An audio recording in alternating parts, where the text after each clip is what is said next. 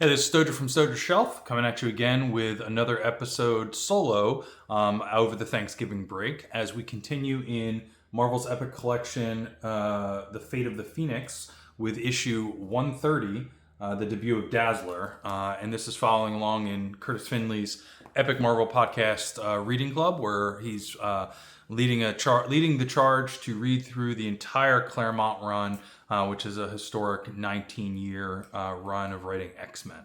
And for this particular issue, I actually have a facsimile edition of this. And the facsimile editions are great because they have the original ads in them, as well as some sort of restored art and paper stock and things like that.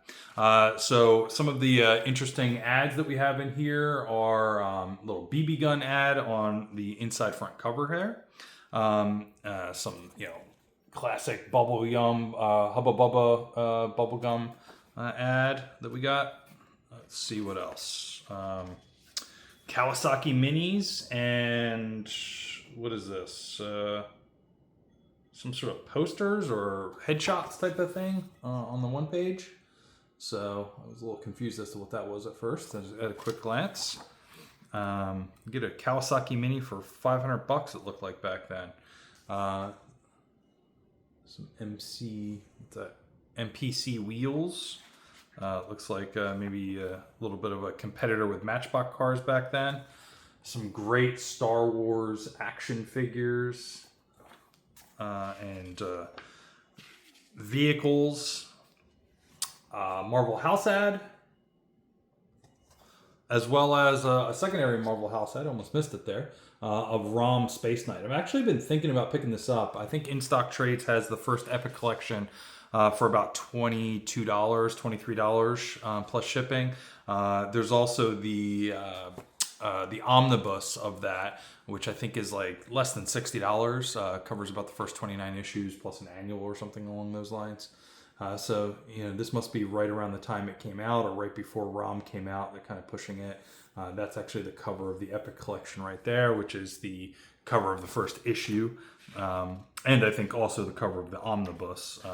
So that's a licensed property. So if you're interested in that, now would be the time to pick it up. Because if those licensing deals expire, Marvel won't be able to print it again, and you see that with things like Aliens and Conan the Barbarian, stuff like that. The Micronauts have a little bit of that, I think, too, if I remember correctly. So this says the bullpen bulletins. They continued these throughout the 90s and 2000s, I think. So this is basically, I know the text was probably hard to read, but it's just a little synopsis of what other issues were being released that month. So you had Avengers 192, the coming of Inferno, not the same X-Men Inferno that you would have here. There was X-Men Annual 3, Star Wars Annual number 1, ROM Space Knight 3 was out around here. So yeah, just a couple months into that. Iron Man 131 with the Incredible Hulk guest starring, Power Man and Iron Fist, Fantastic Four 215, the return of Blastar, the Living Bomb Burst. What's interesting there is that for the Fantastic Four, John Byrne takes over writing and art duties on the Fantastic Four in about 15 issues. So right after this volume is where he goes full-time on Fantastic Four. You get one of those classic Hostess or Twinkies ads with the Marvel Comics characters over here on the right. So that's pretty cool. You get the letters pages in the back of these facsimile editions. So you can see who wrote in that particular month. Ivo Stein and Bob Bull get credit there. And then in the back, we get one of those sort of hodgepodge of different ads for different things, comic stores, stuff like that. Some vehicles over here, whatever Corgi was, looks like some, Superman or DC branded cars. I probably had one of those cars. I just didn't know what they were called back then. Some of that looks familiar. And then on the back cover, a Lego ad from back in the day. So great issue from the facsimile perspective. But let's get into what the actual comic covers. So this continues where we picked off the last issue, where the X-Men were captured by the Hellfire Club. But remember, the X-Men were split in half. So you have Storm, Wolverine, and Colossus captured, with Kitty Pryde hiding in the shadows. Meanwhile, Cyclops, Jean Grey, Phoenix, and Nightcrawler were evaluating a nightclub where Dazzler was at. Jason Wingard and Sebastian Shaw, who's now fully introduced. I forget if he had any FaceTime in a previous issue, but now he is he's name dropped and he's out of the shadows.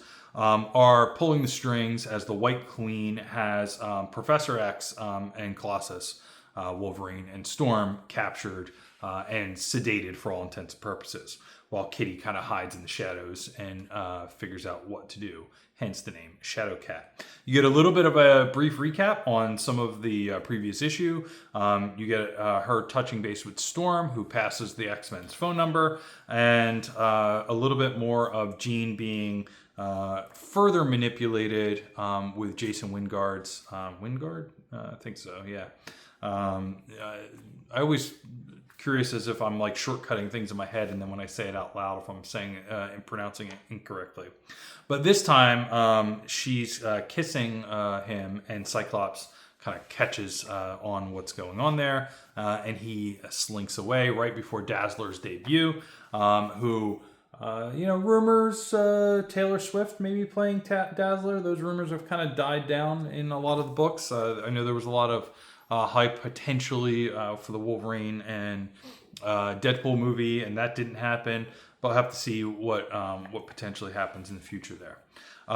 So after Kitty calls Nightcrawler in the Rolls Royce car phone and gets word to the X-Men that the other X-Men need some help.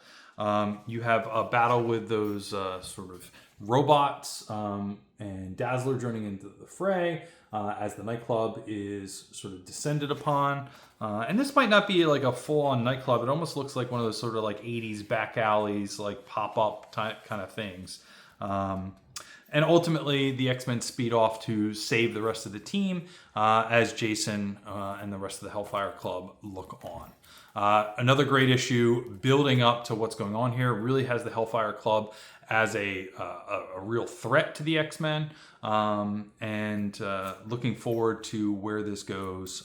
And if you know anything about this era and some of the iconic images that are going to come out of some of these issues, it's going to get really good, really quick. We're really hyping things up, really starting to move things a lot quicker as we go forward here.